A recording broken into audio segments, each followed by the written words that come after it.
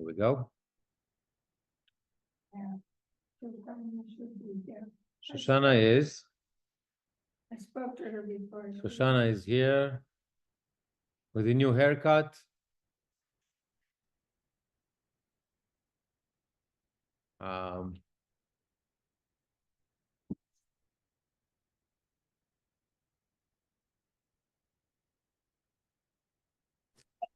Which Siddur? Today we took the Arik scroll. Okay. So, morning everybody. How's everybody doing? We're doing. Okay. We're doing. Okay. Okay. So, last time we basically covered the unit of the Shema section.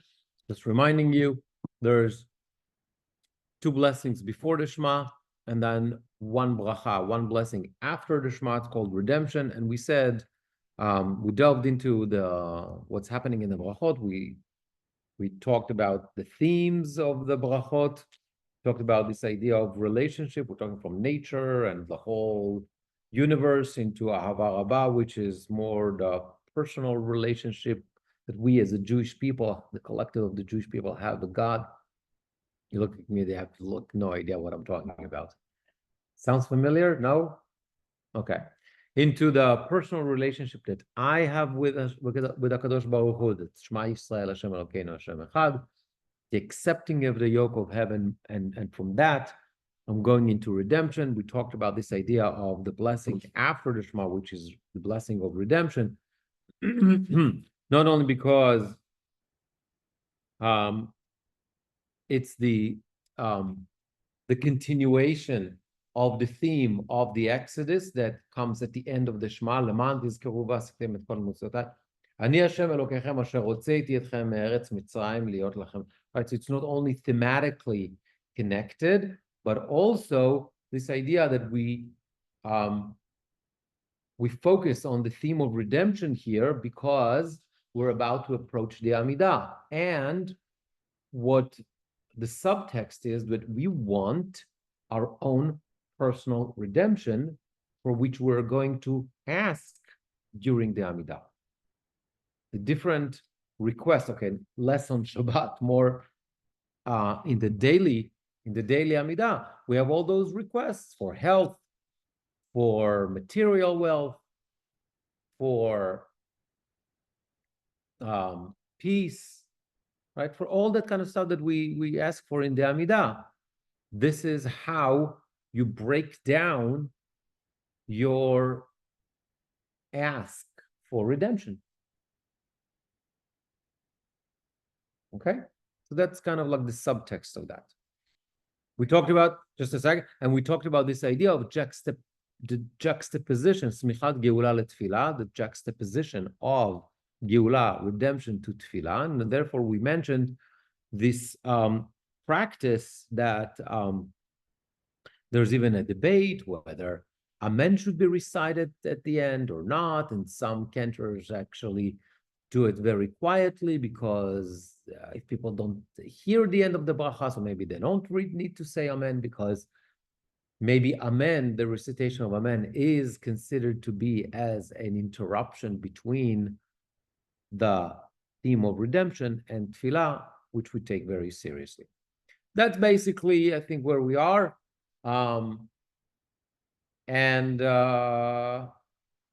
Yes, okay, question, yeah. Yeah. Correct. This first sentence, I think, includes everything already. So why do we have to go to all of the other? Does it? Does it include everything? I'm alive, thank you, God. I'm alive. Okay, that's it. Okay, so God restored my soul with compassion. Okay, got it. I'm alive. Thank you, God. Okay, is this enough? I breathe. I'm alive. What about praising God? It's not there. What about asking for health? It's not there. What about asking for intelligence? It's not there. What about asking for nice bank account? It's not there. All that kind of stuff, all the stuff that we want, it's not there. How about acknowledging the universe, acknowledging the special relationship we have with God through the Torah? And it's the, we are. No? I think, right? Your kids can thank you for giving them life, right? For raising them. But they can still say, I acknowledge there are like other things in life. Like I have a career. I want to pursue happiness, my own family, whatever that is. Being alive physically is the basis. It's definitely the beginning, but it's not everything. You're basically saying it even in the Modim. The Modim is a different story. The Modim, we get into more specifics. It's more elaborated. That's in the Amidah, or unless you mean the Modani. Oh, the Modani. No, it's just the basic. The Modani is like the beginning. Yeah, you say it's a gratitude. I get it, but where are the requests from God? That's fine. By the way, it's interesting. A lot of people think that, I need to daven, and it's like, oh God, it's like this entire thing and whatever, and I'm not special. And we need to remember that originally, the intent was that everybody is going to express themselves through words the way they want. Why this is all became so structured and everything? Well, historically, that's what happens with everything. But the rabbis realized people don't know how to express themselves. So it's okay, well, we're going to create some sort of and the element of community. So we want to do things together, and we need to have this uniformity, some sort of something, because we do it together as a.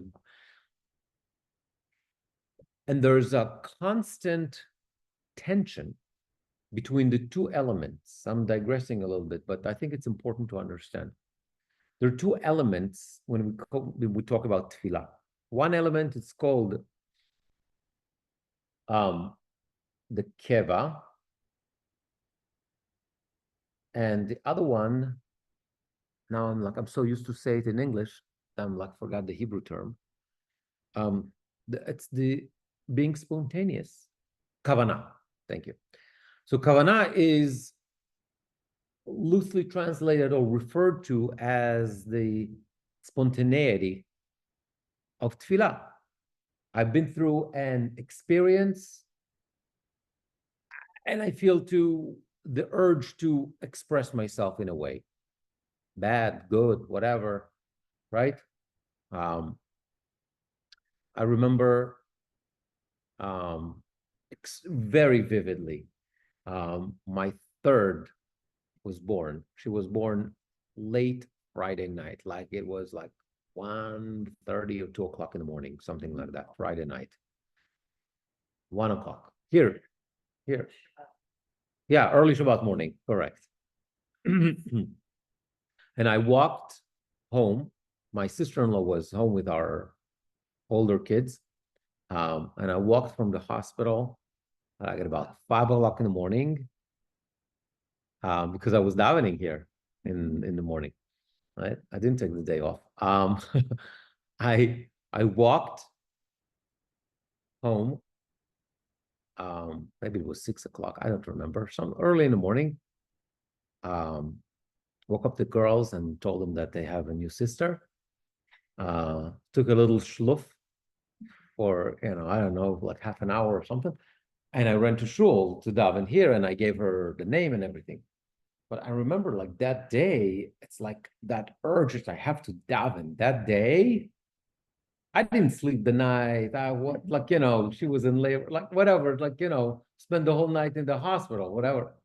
I couldn't care less about anything. I felt like I'm exploding, right? felt like I want to say thank you to God. I say, right? So there are like those times in life, right, that we want to express ourselves. That is called kavanah. Today we kind of like look at the term kavanah. We say like it's to have the intent, the focus, the right mindset as we recite the text. But in our halachic responsa, kavanah is that feeling. You want to express yourself. The flip one is what we call the keva. The obligation, the everyday, the routine. So there's an obligation to say certain texts, and you do it in certain times, and you do it in a certain way, and you do it like, and that's kind of boring, and that's kind of do it by rote, and it's like not inspiring. And maybe like 90% of your life is like, oh God. Especially you come to my 6 a.m. Minyan. Yeah. I don't know how much kavanah we have there. You just do it because it's that's what you need to do, right? And there's like constant tension between the two. And our practice is, that's the challenge. The challenge is to find, it's not to let go of any. It's to maintain them both. It's the biggest challenge. And by the way, different people in different places find different ways to do that. I'll give you an example. Playing a sport. Yeah. And you wanted to go to the Olympics. You just don't go to the Olympics on the day that it starts and not having gone through everything most important to practice. So this is a practice that when the special moments come along. Beautiful. Beautiful. But a lot of people say, I don't need that practice. It's natural. You want to say thank you to God when you have a new baby, or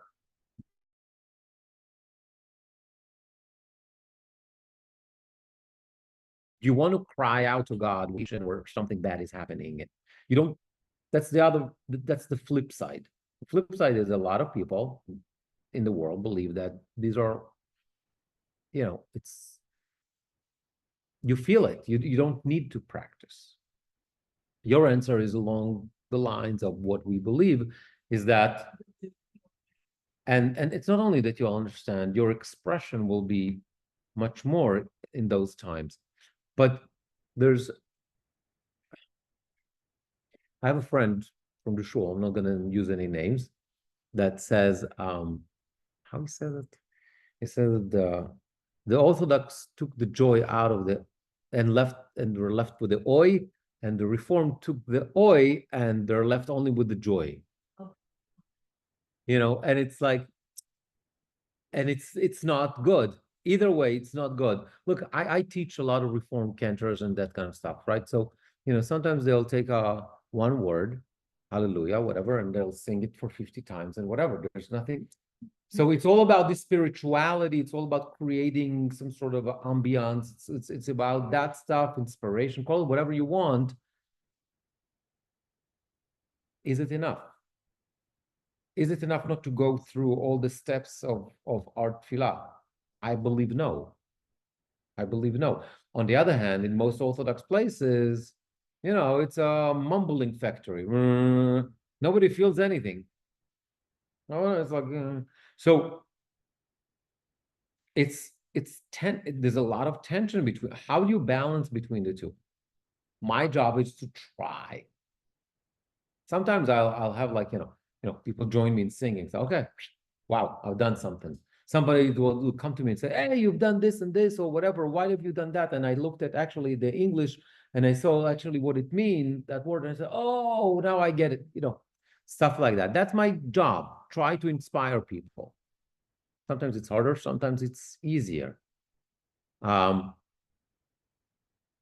there is that tension all the time, and our struggle, those who pray every day, you feel that struggle. It's not easy. 6 a.m., it's not easy to get into that, to focus and to get into something, but that's the challenge.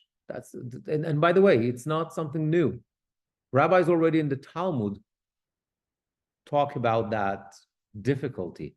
It's like all those famous stories, like, the one rabbi in the Talmud says, like, when I start the Amidah, I start Shmoneh, my mind drifting. I start counting chickens. He had, we were growing chickens. Like I'm counting, like, in today's terminology, people would just, I'm gonna start thinking about my bank account or my job or what I have to do.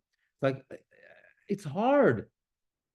It's really, really, really hard. So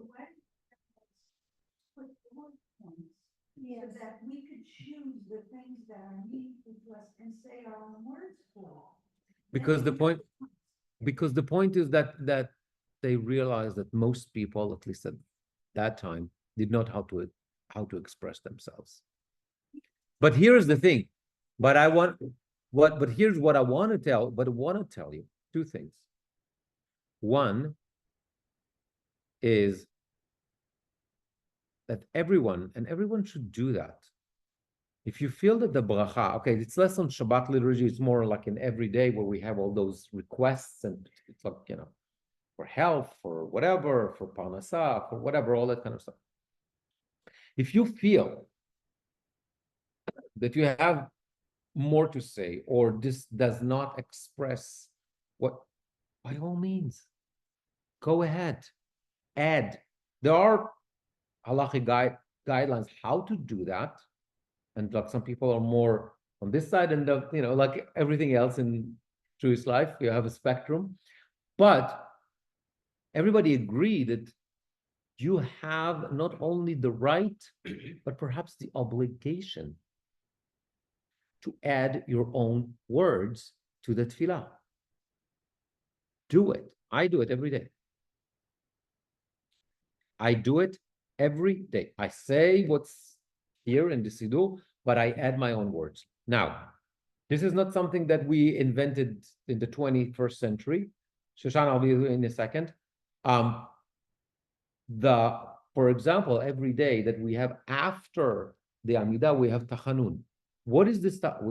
One day when we get to the weekday tefillah, we'll discuss it more in depth. But what is the Tachanun? What is that section of the Tachanun? It's the extra supplications, because the Mishnah already talks about this. You finished your tefillah, you feel you have your own words that you can express yourself, daven like a whole Yom Kippur, if you want. And a remnant of that, the rabbis actually created a unit of tefillah, Tachanun, specifically for that. Those extra stuff. So yes, it started as, okay, add your own words, and became like, okay, here's the text, and now I'm telling you what to do. Okay, but that's historically. But you need to express yourself. So within the Amidah, there are ways to do that. Everybody's from, I don't know if everybody, but a lot of people are familiar with this extra line in Refaenu, where you can daven on behalf of somebody specific that that needs speedy recovery. You can daven for livelihood in Birkat Hashanim, in the next bracha. You can daven for everything as long as it's within the theme of the bracha. There's a question whether do we know it's 100 use Shema Koleinu, which is kind of like one of the kind of collective bracha in the Amidah. Very often, a lot of people use that time, that bracha, and they just say everything that they need to say to God. So that's one thing. We have to remember it's a dynamic, tefillah is something dynamic, and it's going to be meaningful if you're going to pour your own words into that. And I encourage everybody to do that. And by the way, I promise you, God understands English. Feel free to do that. I know it's not a lot of Orthodox rabbis will agree with me, but I am convinced that God understands English. I'm convinced. And if you have something to say, okay, we can discuss it. Where exactly in the tefillah to say your own words, okay? Where? Are you going to do it in the beginning? You're going to do it at the end? You're going to do it here? That it doesn't matter. The principle, we can talk about the details, but the principle is the same principle. Express yourself. Use your own words if you are able to speak with God. That's number one. Number two is, okay, so the art scroll doesn't give you much, right? So sometimes there's like a little commentary, whatever, it's not a big deal. Koren is a little bit better. You have the translation and the footnotes from Rabbi Sachs, which are phenomenal, but it's not a lot. You want to do yourself a favor? There's a Siddur by Koren that they published for high school kids. So there's 2 volumes, one for Shabbat, one for weekdays. It's called Ani Tefillah. And it has tons of commentary. I used those Siddurim for a couple of years. It's so good. Yeah, some of the stuff is like, you see, okay, that resonates with teenagers, not exactly. But you know what?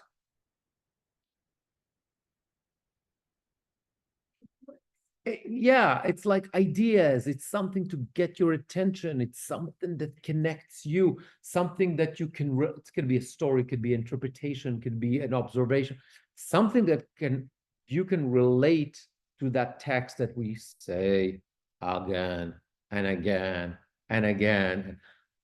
And then the third thing that I'm going to tell you, which is my own practice, I have a collection of Siddurim. I like to collect Siddurim. Whenever there's something new, I buy it. I have a collection of Siddurim, and I switch. Every 2-3 months, I switch the Siddur that I use. Why? Because every time there's like, I switch, I keep myself like fresh. Like, I sometimes for me, it could be like a little comma. And it's like, oh, wow, why didn't you put a comma there? Unlike the other Siddur. And it's like, I'm going to get into, okay, I'm a little bit crazy, but that's the stuff that interests me. Okay, maybe that there's a new way I can interpret the sentence or something will get my attention.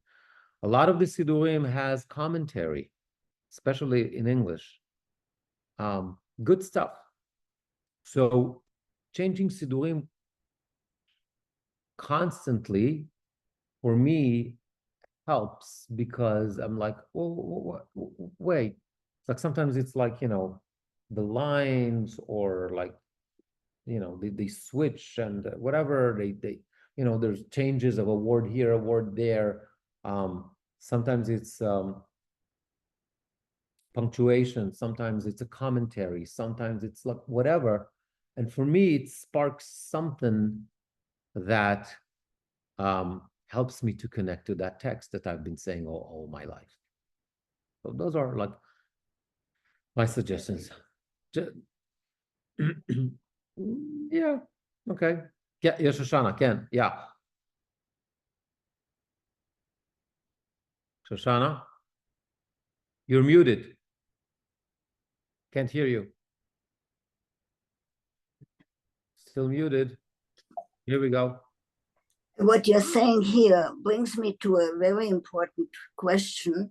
Yeah. That we are seeing the young Jews, not so much the connected Jews from childhood, are getting lost. They took something in them, which was the tikkun, the universal tikkun olam. How about a kiruv thing when the Orthodox start saying, we want to show you about Judaism. We'll have a total kosher tefillah according to our meanings. And we want to shorten the prayers. Instead of all the enumeration of the things that we need, we have it side by side. You can say the original prayers if you need to. But at that time that we are doing that, I want you to say to really think about your life and your Judaism and whatever, and say, like General God, you know my personal needs. Please grant me then, and then say whatever you want to say in a meditation to God. And just have it side by side, like they have now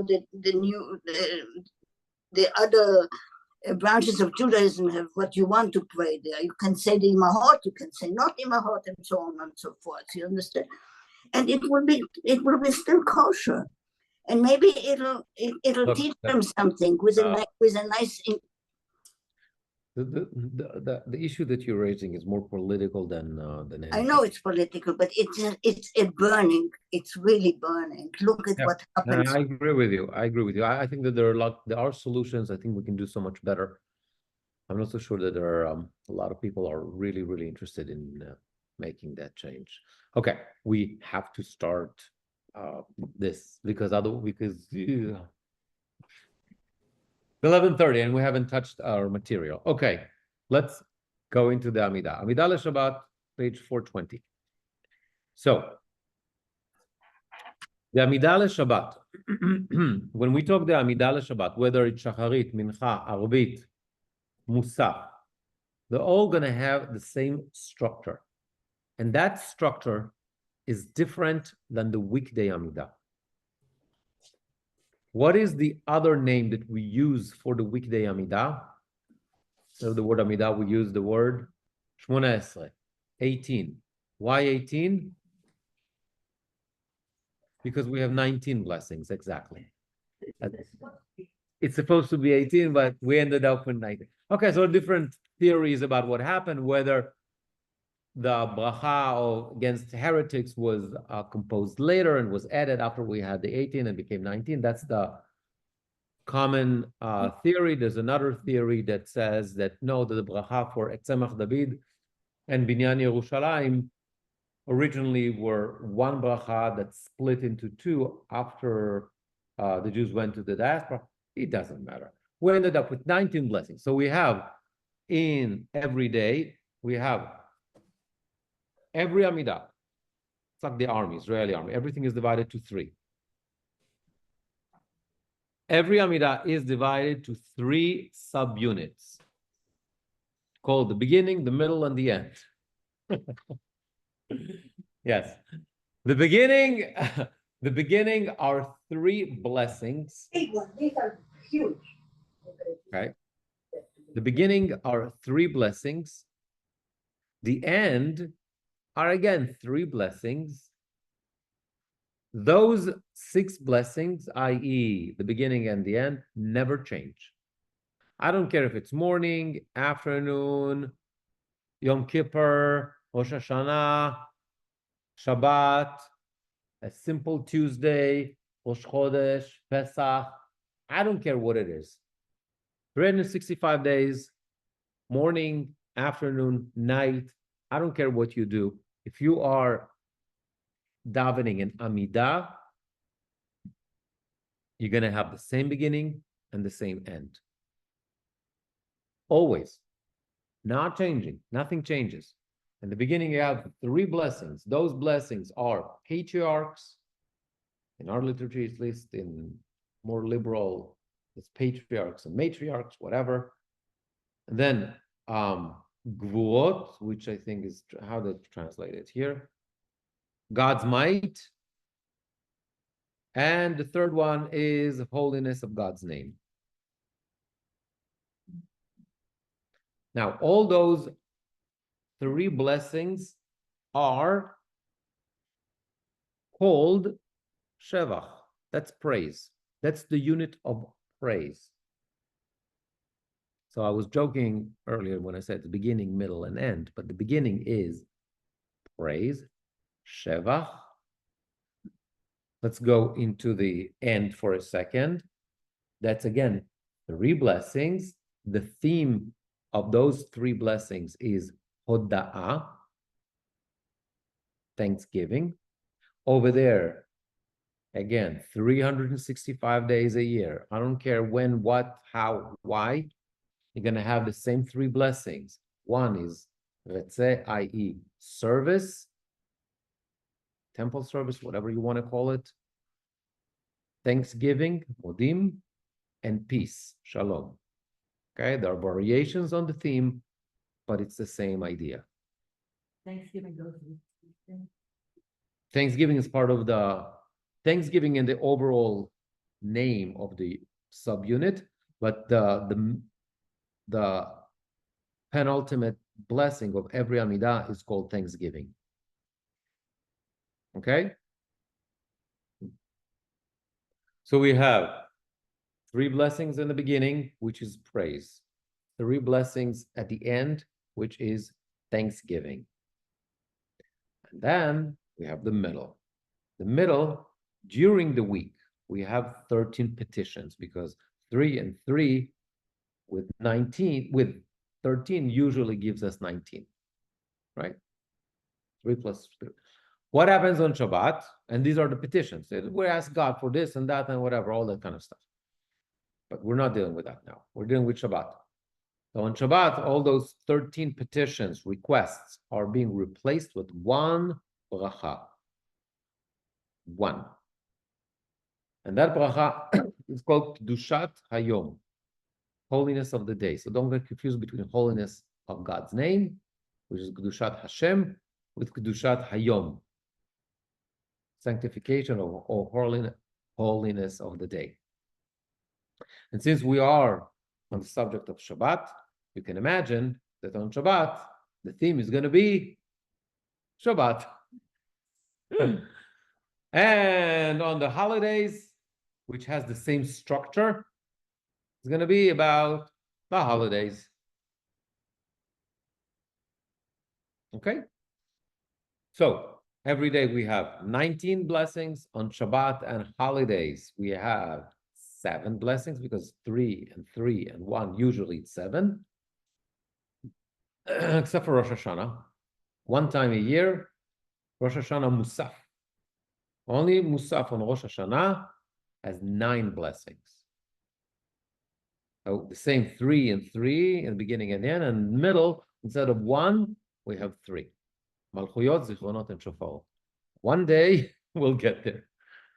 Okay, back to Shabbat. So we have one central middle bracha, which is Kedushat Hayom, dealing with the holiness of the day, i.e. Shabbat. Good. All wonderful. Except for one fact. That it changes every time. So, today's Tuesday. Shacharit, Mincha, Arvit, I have the same Amidah, right? It's the same Amidah. What about Monday? Same Amidah. What about Tuesday? Throughout the day is the same Amidah. Why? Because Sunday is Sunday. From the moment it becomes Sunday until it becomes Monday, it's the same Sunday. It's still a Sunday. And the nature of the day is the same. And the nature of the weekdays is the same. And therefore, the Amidah remains the same. What happens on Shabbat? Something totally different. Shabbat has, and we saw it like a little bit in the themes. We talked about that in the themes. We're going to talk about it more. Shabbat is a day that changes. The nature of the day changes within that 24-hour period. What exactly does it mean? I don't know.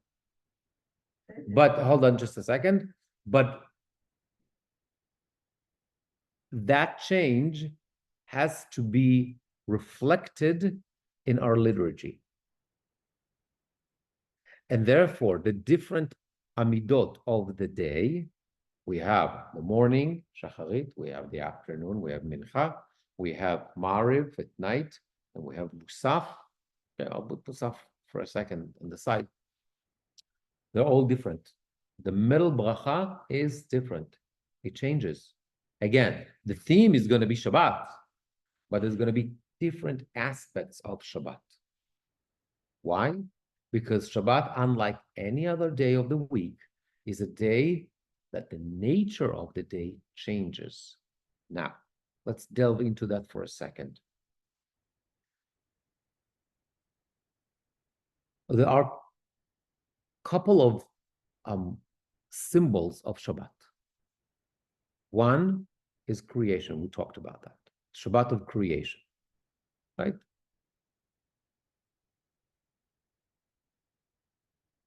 So creation is, it says, Zecher Litziat, I'm sorry. Zecher L'Maaseh Bereshit, thank you. Another one is Zecher Litziat Mitzrayim, it's the Exodus. The Exodus is also a symbol of Shabbat. Why?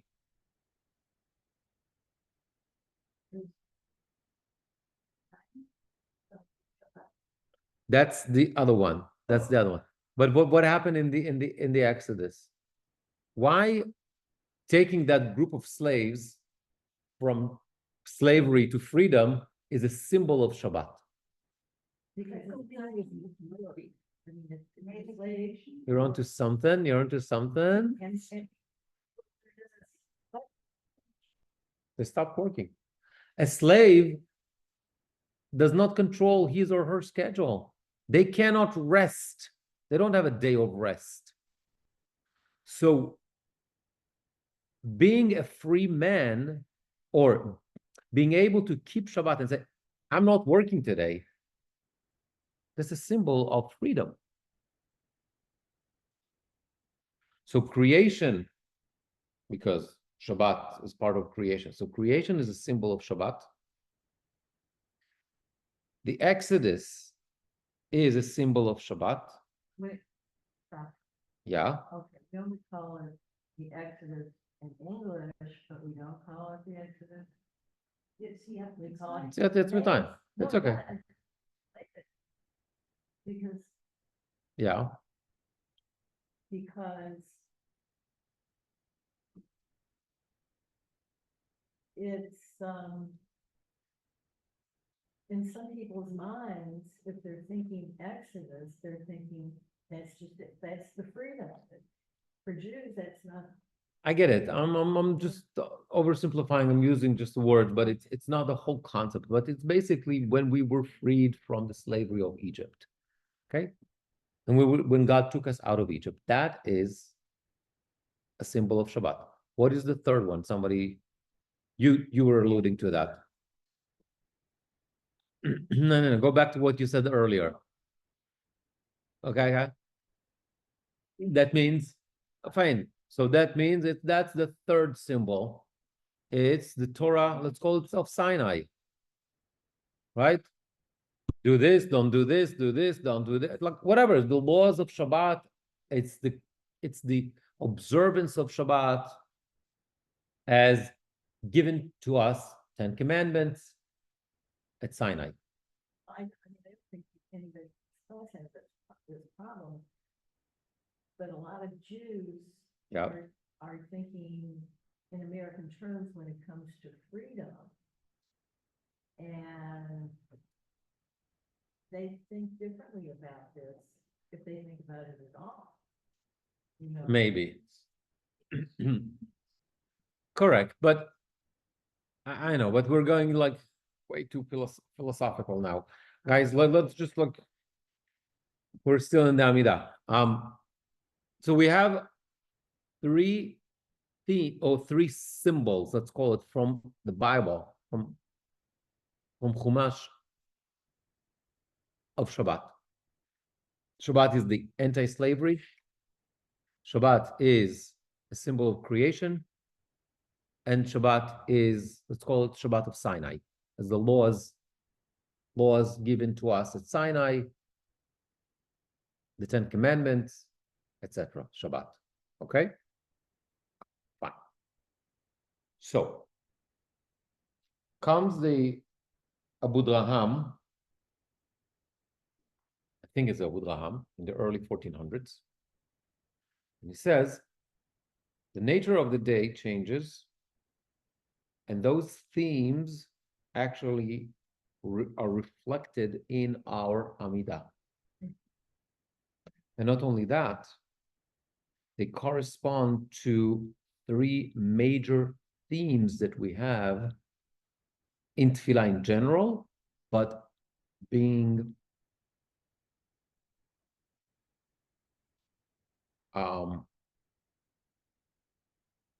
translated or seen through the lens of Shabbat. Let's break it down. The three, and this is like Franz Rosenzweig, the like philosopher that took basically the 13 foundations of the Rambam, the 13 Ikarei Emunah, the foundations of belief as expressed by the Rambam, narrow it down to three words: creation, revelation, and redemption. And those three themes, we see them throughout our liturgy. Okay? In the same way, now I'm going to take the Abu Draham, who never met Franz Rosenzweig. You know, and Abu Draham basically says it's the same idea.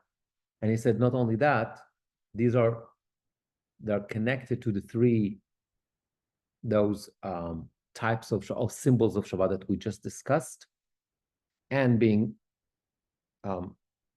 implemented in our Amidah. Let's explain.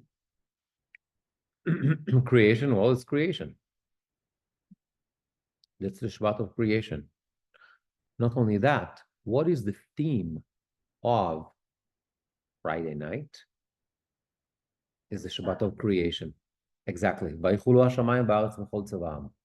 It's the story of Shabbat of creation. What do we say? Go very quickly. Look at the Amidah for Ma'ariv LeShabbat. Page 340.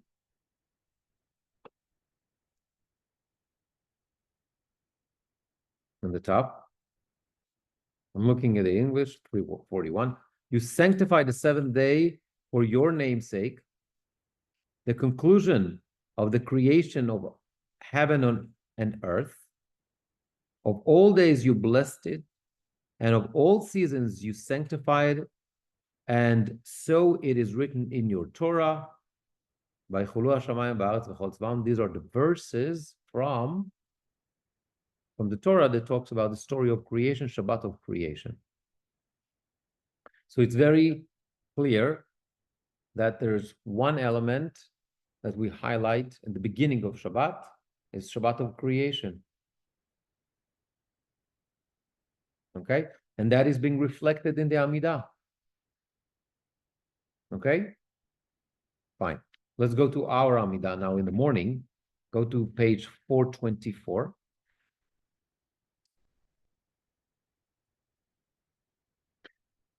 Moses rejoiced in the gift of his portion, that you called him a faithful servant. A crown of splendor you placed on his head when he stood before you on Mount Sinai. What is this theme? The Shabbat of Sinai, which correspond to revelation, because the revelation was at Sinai. He brought down 2 stone tablets. Okay, it doesn't get more specific than that. In his hand, on which is inscribed the observance of Shabbat. So it is written in the Torah, and here it's other verses. It's the verses from the book of Exodus. ושמרו בני ישראל את השבת, לעשות השבת דורותם ברית עולם. Just a second. Okay? So now we're talking about the Shabbat of Sinai. So we covered creation, we covered revelation, we covered the Shabbat of Sinai, we covered the Shabbat of creation between Friday night and Shabbat morning. That's the theme. We just said that Sinai, that's revelation at Sinai. That's in Friday night. We just said that. Yeah. Each Amidah corresponds to a different thing. Yeah, look at page 340 again. No. Friday night is the Shabbat of creation. Shabbat morning is Shabbat of revelation, which leaves redemption. Where we're going to see that? Shabbat afternoon. Then, if I'm right, look at the Amidah for Shabbat Mincha. And for that, you have to go to page 516 in the bottom.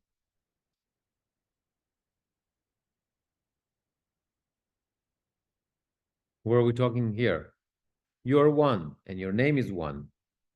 What is this? What it sounds like?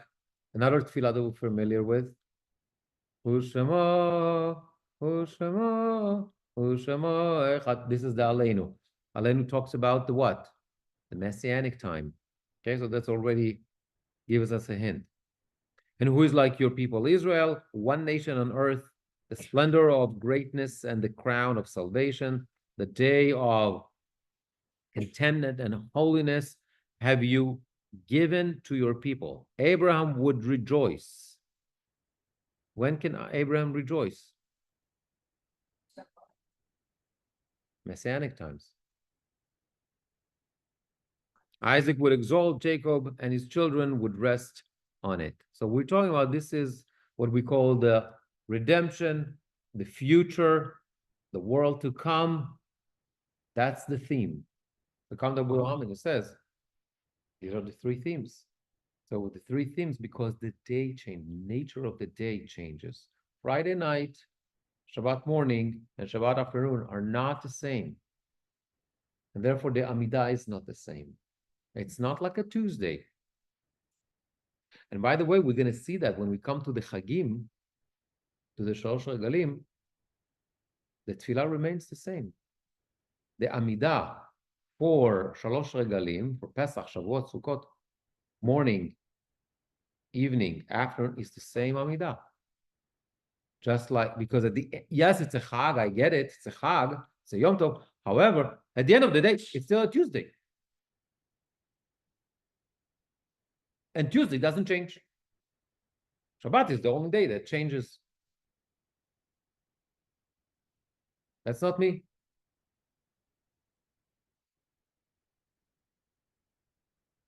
Okay? Another, by the way to look at that as the three themes is also past, present, and future. Past corresponds to creation, Shabbat of creation. Present is the revelation, it's Sinai, it's the observance of Shabbat. That's what we do. Our Shabbat, how do we experience Shabbat? It's through the observance of Shabbat, whatever that means. What's the future? Geula, redemption. That's future. That's when, Echad u'Shmo Echad.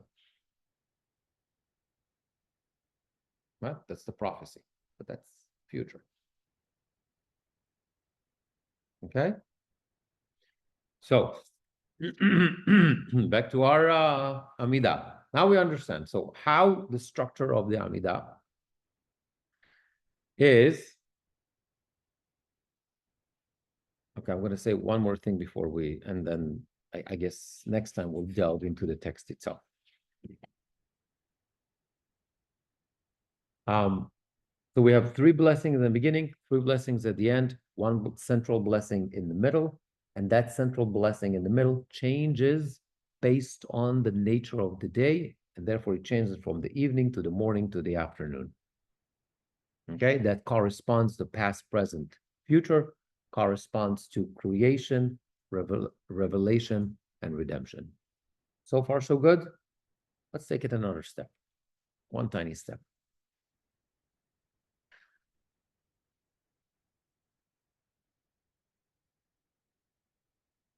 The Shabbat, right? Everybody's familiar with that poem that we sing in Kabbalah Shabbat, Lecha Dodi. Right? Lecha Dodi likrat kala v'nei Shabbat leKabbalah. What do we say there? We're coming to it. What is that? Come, my beloved, to greet the bride. The Shabbat presence let us welcome. So we didn't discuss Kabbalat Shabbat, but we will. But the whole idea of Kabbalat Shabbat is there's a lot of similarity and analogy and references to wedding. And besides, like Shabbat is compared, Shabbat and Bnei Israel, the Jewish people and Shabbat, that relationship is compared to the relationship of marriage. There are a lot of references to that. We're going to delve into that when we discuss the Kabbalat Shabbat and the marriage service. But I just want to mention one thing. What happens in a wedding?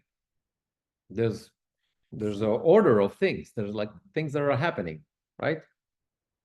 Guess what?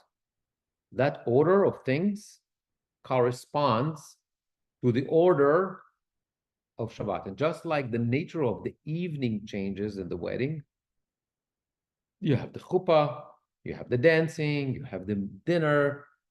It's different stages of the celebration that corresponds to the different stages of Shabbat. Want to see it? And it's right there in the Amidah. What's the first thing with, okay, I'm not talking about what happens here in America that you have a smorgasbord, whatever. I'm saying like, simple to the core Jewish wedding. What happens? The first thing is Kiddushin, right? Under the chuppah, the brachot, that basically starts the whole thing. That's the Kiddushin, right? How does it start? The Amidah of Friday night, the middle bracha that talks about Shabbat. Look at that, 340. Ata kidashta et yom hashvi l'shmecha. On Friday night, what do? We do Kiddush. We sanctify Shabbat. It's the Kiddushin. It's the same actions, the same process that we do under the chuppah. That's what we do at the beginning of Shabbat. The Kiddush or Kiddushin is what? Is to separate. So we separate Shabbat from the other days of the week, just like we separate that woman from all other men now. She's going to be his. And he is going to be hers. Try to be politically correct here. Okay. That's the Kiddushin. That's the first stage. Remember, by the way, when we talked about Psukei de Zimra in the morning, how many additional psalms we have in Psukei de Zimra on Shabbat compared to weekdays? Anyone remembers? 7. Why? It corresponds to 7 Sheva Brachot, which happens under the chuppah. Okay, what happens after that? Look at the Amidah for the morning. This is where we are. The morning Amidah, the middle bracha starts with, the first word tells you the hint. Yismach Moshe. What happens after the wedding? After the Sheva Brachot at the chuppah? Thank you. It's the simcha. It's the hora in America, they call it. It's the simcha dancing. It's the dance. It's the simcha, right? That's what we do. That's part of the mitzvah of the day, right? The dance, the first round, whatever you want to call it. Okay. What? Oh. That's when. After you break the glass, you go into dancing. That's fine, I get it, but like until they go there, it's like dancing and whatever. Today we do it like, they go there and then they come and there's official first round.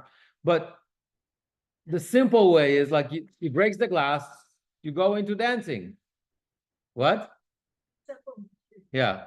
Okay. It's the simcha dancing, right? That's the Shabbat morning. That's the next stage of the day or of the ceremony, whatever you want to call it. Then what happens? Look at the Musaf. Look at the Amidah for Musaf. I'm on page 466. What is Musaf? Oh, that's a little bit harder. Musaf talks about korbanot. So Musaf is all about the offering. The special offering of that day is the korban Musaf, the additional korban. What is korbanot? In simple words,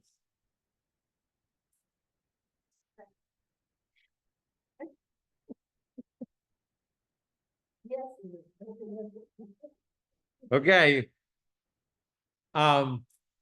Okay.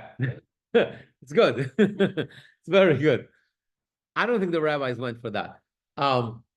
What is the korbanot technically, basically? Yeah, but in a more simple, like it's barbecue. It's food. What happens after the dancing in the wedding? It's Sudat Mitzvah. It's the food. It's dinner, whatever you want to call it. Yeah, but we basically can cook on It doesn't matter. You eat. Shabbos. It's not about the cooking, Maxine. It's about the eating. A wedding on Shabbos. No. That's what I No, do. no, no. Okay, but that's for technical reasons. Anyway, okay, so that's this part of the day, part of the ceremony, that is the meal. And then that brings us to mincha, the next stage, right? And what did we say, mincha? We said it's back to here, bottom of 516. Ata echad v'shimcha echad. What is echad? Thank you. That's the final stage of the marriage ceremony, is the consummation of the marriage. It's when the chatan and kala finally go home and they become one. That is the final stage of the wedding ceremony. So comes Abu Draham and he says the nature of the day of Shabbat changes in a similar way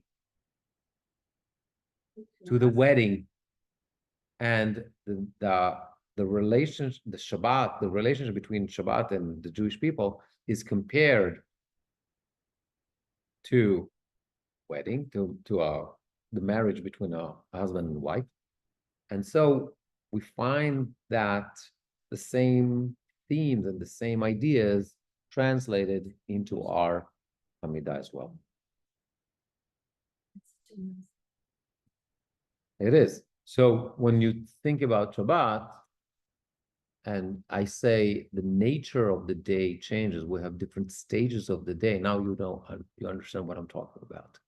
It's like a marriage. You have like an order of things. You have a program. That's also part of it, correct? There is, and I'm not sure if it was a sage that said this, or it's someplace. It says, "V'samachta b'chayecha," Mhm. but it doesn't say about Shabbat. Correct. So that's why. Because Shabbat is not about simcha. Shabbat יכול לחזור. So what? So then you get the rest, you should take. The fact that you do not do melacha doesn't mean that you have to be happy. I'll give you an example that will illustrate. Laws of mourning, Shiva, whatever, that kind of stuff. If you have a holiday, it breaks the Shiva, it cuts off the Shiva. Why? Because you have an obligation, you have an obligation to be besimcha. That creates a contradiction to our state that we are in a Shiva, God forbid, and therefore the rabbi said, you can't, it's impossible to do both. You can't be in a Shiva or go back to Shiva after a holiday. It's just, you can't. The contradiction is it's too big. What about Shabbat? You don't, so Shabbat doesn't break the Shiva.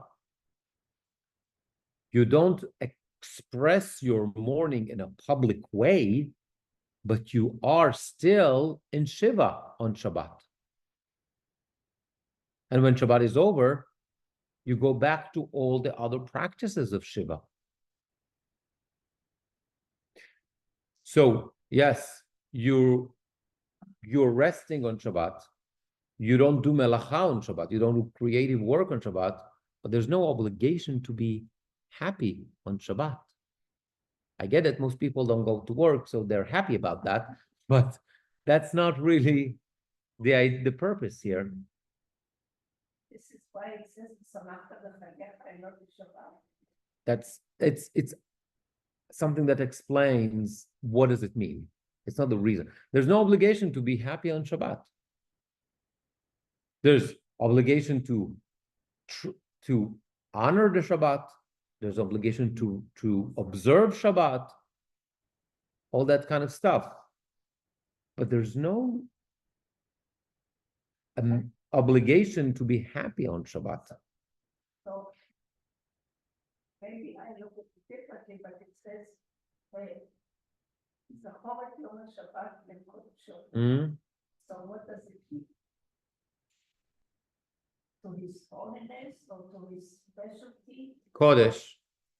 What is Kodesh? It's to separate. Kadosh is separated. So that means Zachoret Yom HaShabbat lekodesh. That means you need to remember that the Shabbat day is separated from the other days. It is separated. What does it mean? It's separated. You can't treat that day like the other days of the week. So you treat it with special holiness. Yes. And prohibitions and observance and practices and all that kind of stuff, because it is separated. So why do you have to change? Because what is it, the essence of the Chagim? What is it exactly that we are? And that's in the Tefillah. What is it that they actually emphasize in the Chagim? We never think about it, but that's one. That's one aspect, but it's not. Let's talk not events, but themes. But it's much more than that. Think about, okay, so we have Yetziat Mitzrayim, that's Pesach. We have agriculture, okay, that's perhaps associated with Sukkot. We have Sinai, that's Shavuot, okay. But what is like the overall theme of all that stuff? Is expression of God's might, God's power in the world. Yetziat Mitzrayim, God took us out of Egypt. That's expression, the 10 plagues, whatever. The whole story, it's a splitting of the race. That's an expression of God's power. Okay? What happens in Shavuot? It's a sign, it's a revelation in Sinai, the whole show with the light and thunder and the whole thing. That's an expression of God's might, God's power. What happens in Sukkot? So the protection in the desert, and the fact that and then later on in Eretz Yisrael, it's the produce and the fact that we're able to, right? So that's God's, let's call it protection. That's God's power. So we celebrate God's protection, God's power. It's a manifestation of God's power in the world. That's a reason to celebrate. That's what we do on the holidays. This is why we celebrate, not a high holidays. That's a totally different thing. The regalim. On the other holidays where the mourning is suspended. The what is suspended? The mourning, the death. Yes, yeah. It's suspended. It's not suspended, it's cut off. Yeah, it's also reflective of God's might, that acknowledging God has the power. But on Shabbat is choosing not, it's because it's about acknowledging him as the creator and the redeemer and everything. And Okay, I think that the rabbis were more concerned about, to be honest, when it comes to mourning, they were more concerned about the human experience.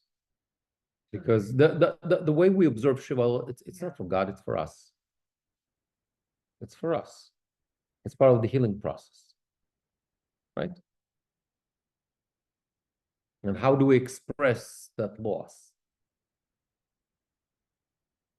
And so the rabbis are thinking, okay, what serves best in that sense? And I think that that contradiction of celebration. You have to understand also today, thank God, we live in a society where thank God, most people have food and whatever and all that kind of stuff and clothes. But in the old days, especially in the Chagim, that was like, you had a festive meal. It's not something that people had it a couple of times a year. That's it. Today we have it every day. So, clothes. I mean, I remember, we bought clothes for Rosh Hashanah, Pesach, that kind of stuff. That's it. The kids today, the Amazon and the stuff comes every day. Every day there's a box, something. I get it. It's like, in the old days, it used to be like also expensive and whatever. Today, it's not. But so we're kind of a little bit not as sensitive, but that. So the holiday celebrations, big deal.